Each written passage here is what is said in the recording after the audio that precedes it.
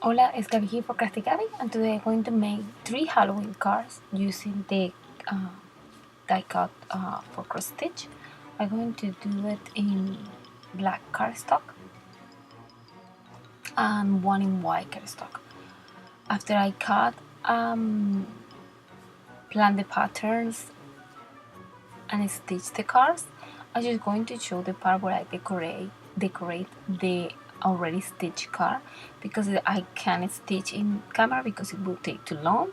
I believe I already did a video where I show how I stitch these cards. As you see on the back of the card, I'm putting only in the part where are stitches double-sided stick tape because I want the card to have like a tinted of purple going through the holes of the part that are not with the stitches.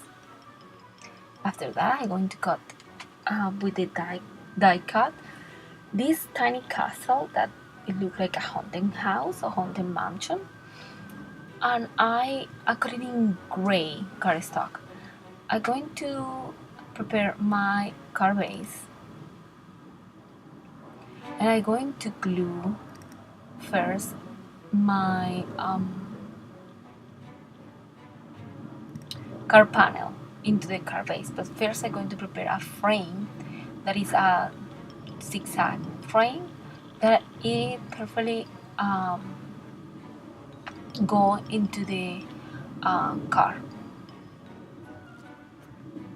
After I glue the card panel to the card base, I'm going to glue the frame, and then I'm going to decorate the card with 3 tiny ghosts that come in medley of sequins from Knit and Tangle. I'm just going to use the 3 ghosts, and after that I'm going to grab orange sequins, tiny orange sequins, and glue them all around the card.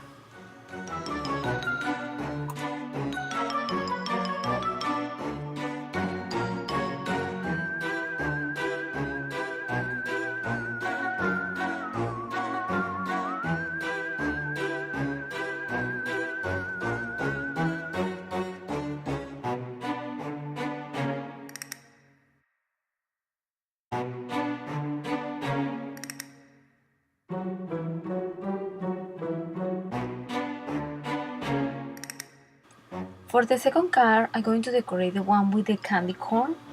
This card was a little bit difficult because I couldn't make the candy corn rounded, but it doesn't look that bad. It's a little bit pointy, but it doesn't look that bad. And I want this one we have a little bit tint on green through the little holes. After I glue the green cardstock, I'm going to glue my card panel to my card base, and I'm going to decorate with the word trick or treat because it look appropriate for this cake because it's going to be all around with candy because trick or treat is the word that kids say when they are picking up candy on the Halloween night. For this case, I'm going to use the same zigzag frame but in purple. And I also, as I say, I'm going to decorate all around with tiny candles that I stamped for my slide the card before, and I have these leftovers of candy, and I put them all around the card. Also, I'm going to add wing costella around the frame to make it a little bit clearer to match with the words. For the third and final card, I'm going to decorate the one with the witch hat. I'm going to add black cardstock in this one, and I'm also going to add purple cardstock in my card base because I don't have a strong purple card base cardstock. Sorry, I just add this purple in top of the white cardstock. Then after that I will glue my car panel, and I will glue a frame. This frame is different. It's like a vintage frame with squares and holes, and I decided to cut it in black glitter paper. It look a little bit purplish, and after I glue it everything, I say maybe the contrast with the purple and black is not that notable, but maybe with orange it will be better. But I think we're going for the dark color for Halloween in this case. I also going to glue a spider web in the corner. This one is from it's like a sequin material, like plastic. Sorry, is confetti, Halloween confetti. And I'm going to add 2 bats and a spider. After I glue all that, I will add the words Hocus Pocus in the bottom of the hat.